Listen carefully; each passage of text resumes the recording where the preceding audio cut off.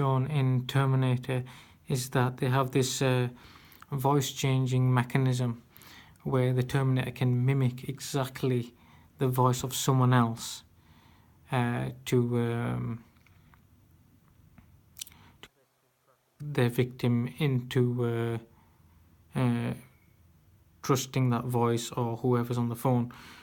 And the government can do this, and one way to explain this is where you can have an app on your phone which can change your voice into like a deep voice of a wolf, or change it to like the pitch of an owl, etc.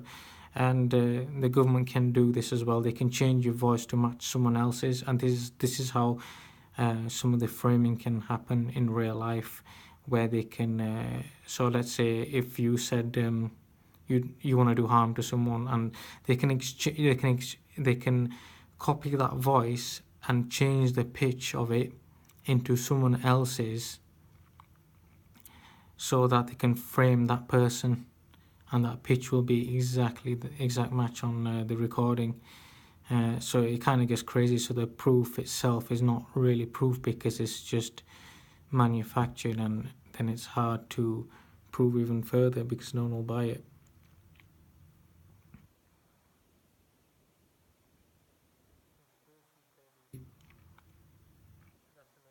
Good film. That's a film that victims should watch, because the film there's an actual film called Conspiracy Theory. It's I think it was made back in the 90s, and this guy is actually kidnapped by the FBI, and he's brainwashed, and he's left so mentally paranoid. He's got like 4 locks on his doors. He keeps locks everywhere, but it's sort of not his fault because he's been victimized all his life. He knows like a lot of truths about the world, and he keeps articles, but the more close he gets to truth, they want to kidnap and brainwash him again, so he has to keep figuring out who he is after when he's brainwashed. But Conspiracy Theory, victims should watch that movie as well. That's a good one. In Predator, there's an alien in there who mimics the victims, and who stalks the victims. Especially in Predator 2, the second one, he after killing off someone, he stalks the friend of the dead victim, and lays them clues of like the necklace and stuff like that, which stalking happens. Like they mimic similar items that you have to get the victims or to get the next victim's mind going, to say how can that be possible, and how can they follow me, how can they know my friends or whoever's item that is, and just put it in my face or in my pathway. Also the Predator also mimics voices as well, and the alien in there mimics voices, which stalking does as well, because they just don't understand who they are in the film. They don't understand who they are in the world, and they just want to mimic other people. They Live is a really, that's another definite film that victims should watch. I've seen parts of it, and they show you victims in there getting chased by helicopters, police, and then they wear these special glasses that they can see who the perpetrators are. But the perpetrators in there are like very alien when they put on the glasses, and it's the majority of the race. They can also see other things, such as when they put on the glasses, they'll see like slave rules, like they need these amount of hours to sleep, they need to be in a relation, they need to be working extra hard, they see these things, they see these signs of they must obey these things when they put on the glasses, and they sort of see the undercover truth of it all. And then the victim in there convinces his partner to wear the glasses, and I think in there as well, his partner doesn't believe that he's been followed or chased by anyone until later on in the film, just like some of the victims do in real life.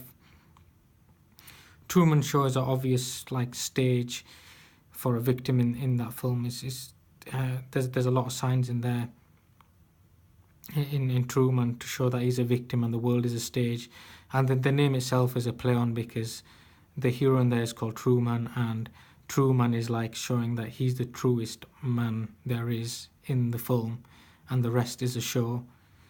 Matrix. Yes, Matrix. There's one more thing in Truman. He sees a synchronization of sensitization in there. He talks about how someone will come by with a bag of flowers. Then he predicts that. Then he predicts there'll be a bike next. Then he will predict that there's a car with a dent in it next. And I usually had cars with dents in, but that's only because after when I had an accident, I had a dent in the car. So they mimic that always. But at the same time, I realized that other victims still get dents in vehicles even though they've never had a car crash. Matrix is another obvious one that victims should see. So far, the last three I've mentioned, like They Live, Truman Show, and Matrix, are the ones that victims should watch. Matrix is an obvious victim where he knows the world is false and he's trying to run away from agents who are trying to get him. And also in the last Matrix, it shows you the perfect world, and it shows you where all the races are living in harmony. But when you see the agents, they are just one race. They just want to be one perfect race, a bit like Nazis. Hard Target is another one. They do background checks on victims in there to see if they're alone or isolated, and then they have this game where they will hunt the victim, and they will hire a hunter, but the hunter doesn't know that the victim is terrified that he's going to be killed. And then they brainwash the victim saying, "Oh, you're gonna play this game, and you'll win this money." But they don't know it's a hunting game to kill them. And then the hunter doesn't know that the victim knows the full awareness of the game. But then they make a mistake because one of the victims lies saying that they don't know anyone. So when he gets hunted, he does have connections, and then it all comes back to the perpetrators, and then they start becoming the targets in the end. And then it's called Hard Target because when they find another target, it's hard to fight back because he's a fighter, and so then he fights the hunters back, or the perpetrators back. So the tables turn, so they become the victims in the end. Or the targets. Strange Days is another one to watch where the hero has paranoid feelings, is constantly being followed and watched. But then there's a good saying in there where someone says people don't believe in this sort of following and stalking.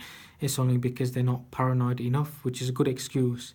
But then there's a twist in the end because the one who says that ends up to be the undercover perp or the handler. Equilibrium is another film where they show everyone is equal. Everyone is under drugs to have no feeling. They cannot have any feeling at all.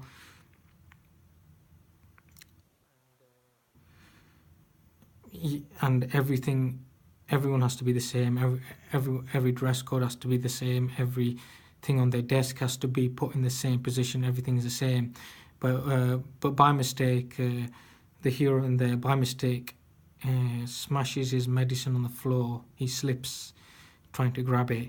But then in the day, he starts to feel and he becomes aware differently. But then he's scared that he's not going to be part of society, so he wants to quickly have the drugs again. But then he changes his mind and thinks, oh, you know what, I'm going to start to feel again. So he stops having the drugs and it makes him feel again. And then he can see everyone as robots in the world. And then he undercovers a resistance underground, who are the only ones who are against the drugs and against the robotic system, and they're the ones who want to feel emotion and feeling.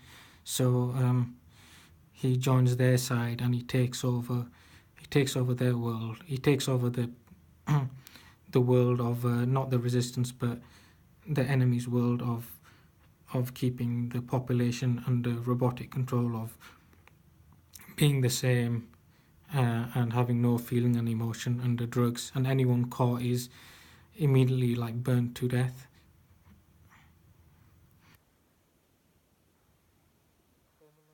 2 and 3, yeah, they show a boy getting victimized in his home, and there's a lot of sensitization in there. I found, I can't remember which clips there are in there, but if you watch the whole movies, in there, in 2 and 3, in number 2, he finds people sensitizing him on streets when he's alone. Like there'll be a tramp, then there'll be like prostitutes, then there'll be I think a baby crying. He'll see all these weird things happening, and then he